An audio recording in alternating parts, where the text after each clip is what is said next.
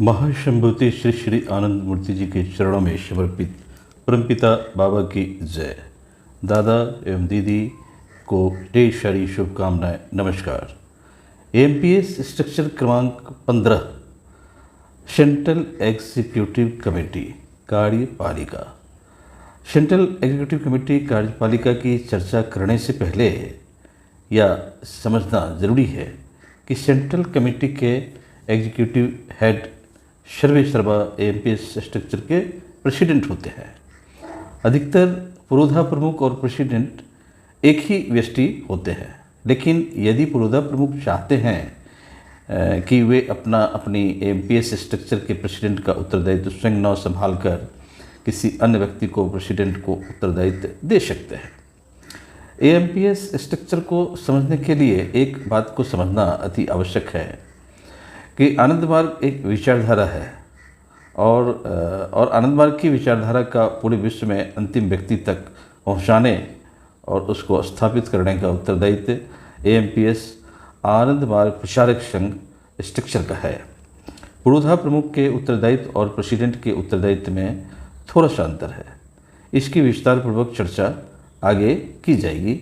यहाँ पर इतना जानना अति आवश्यक है, हम लोग आसानी से समझने के लिए यह मानकर चलें कि पुरोधा प्रमुख ने अपने एएमपीएस स्ट्रक्चर के प्रेसिडेंट का उत्तरदायित्व किसी अन्य व्यक्ति एक्स को दे दिया है कि प्रेसिडेंट का कंसर्न सिर्फ एएमपीएस के स्ट्रक्चर के साथ है और पुरोधा प्रमुख के तौर पर उत्तरदायित्व है कि प्रेसिडेंट अपने एएमपीएस स्ट्रक्चर द्वारा आनंद मार्ग की विचारधारा का प्रचार और स्थापित करने का कार्य बिल्कुल सही तरह से कर पा रहे हैं या नहीं, और सेंट्रल कमेटी शरियासर प्रोसीड्योर ऑर्डर और बाबा के समय के अनुसार कन्वेंशन के अनुसार नई पॉलिसी या परिवर्तन या संशोधन कर रही है या नहीं।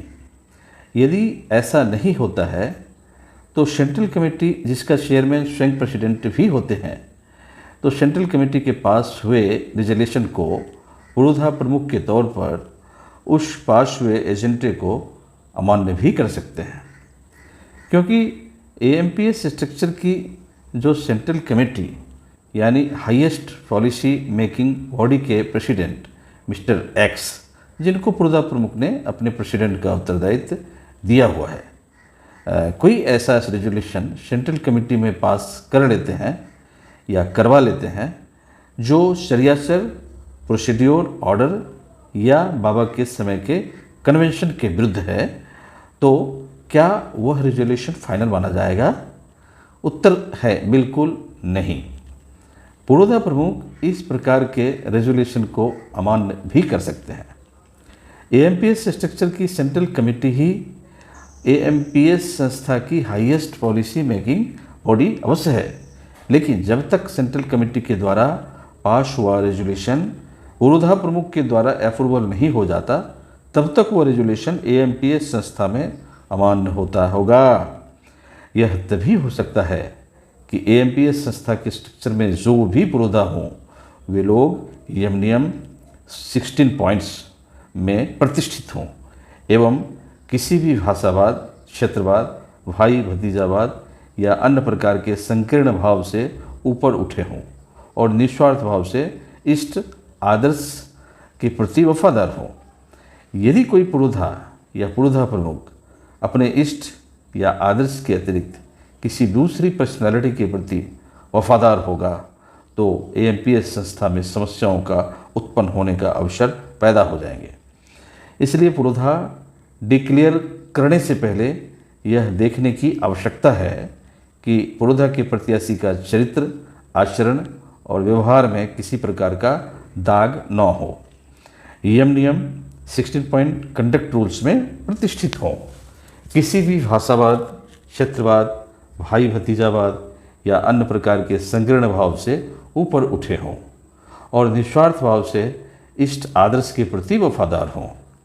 एएमपीएस संस्था के विरुद्ध यदि कोई विभाजन आंतरिक या बाहर से करने की कोशिश करते हैं तो एएमपीएस संस्था की यूनिटी के लिए अपनी जान भी लगा दें। अतः पुरोधा का चयन एएमपीएस संस्था की चर्याचर और प्रोसीड्योर ऑर्डर और साथ में सन 1993 में सेंट्रल कमेटी में पुरोधागण के मुख्य मापदंड के बारे में पास हुए रेजोल्यूशन से किसी भी प्रकार का समझौता नहीं होना चाहिए। जब तक उसके अनुसार पुरोधा के प्रत्याशी नहीं मिलते हैं तब तक उसी तरह से बिना पुरोधा के संस्था का संचालन करना चाहिए। जिस तरह से भाभा ने सन 1955 से 1990 तक संचालन कर के हम लोगों के सामने एक उदाहरण पेश किया था।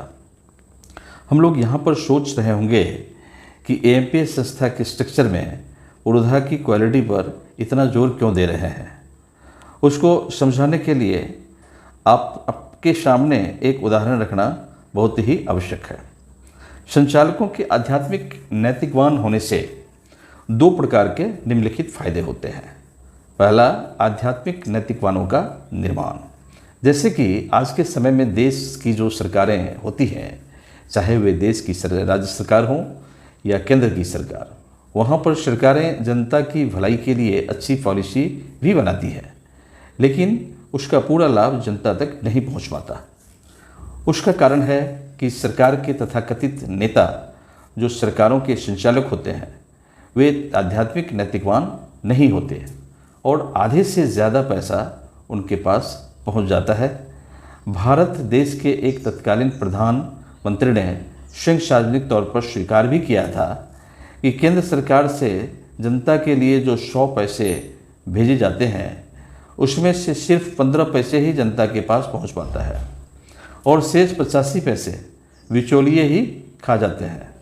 अर्थात सरकार के संचालकों में नैतिकता की कमी होती है।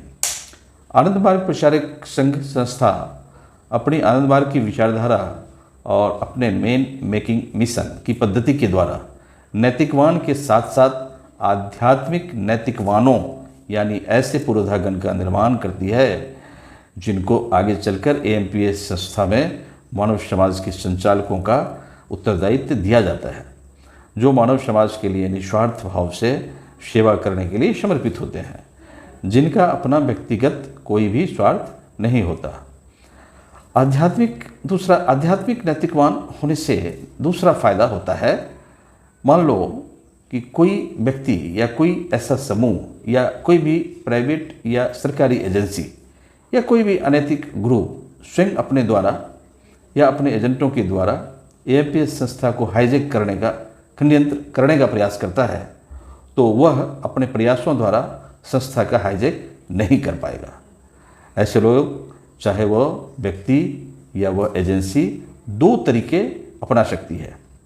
ए, संस्था को बाहर से अपने लोगों के द्वारा संस्था के संचालक और उनके सदस्यों को प्रताड़ित कर संस्था को ध्वंस करने का प्रयास करना।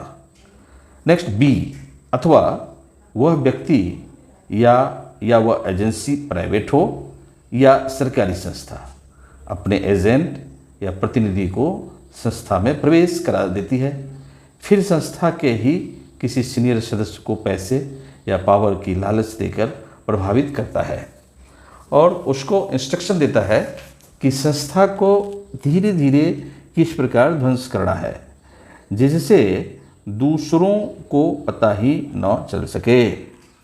यदि एएमपीएस स्ट्रक्चर के मुख्य संचालक जो पुरोधागण होते हैं, यदि वे आध्यात्मिक नैतिकवान होने और अपने इष्ट के आदर्श के प्रति वफादार होंगे, तो संस्था के अंदर या बाहर से कोई भी व्यक्ति या कोई भी प्राइवेट सरकारी एजेंसी अपने षड्यंत्र द्वारा एएमपीएस संस्था को ध्वंस करने के प्रयास में सफल नहीं हो पाएंगे।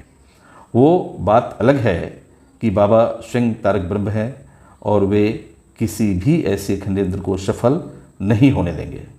जो आनंद मार्ग या आनंद मार्ग प्रचारक संघ को ध्वंस करने का प्रयास कर रहे हों, अंतिम में ऐसे षड्यंत्रकारियों को पराजित होना ही पड़ेगा। यही पूर्ण सत्य है। प्रस्तुति द्वारा आचार्य मंत्र चेतनानंद अवधूत। नमस्कार।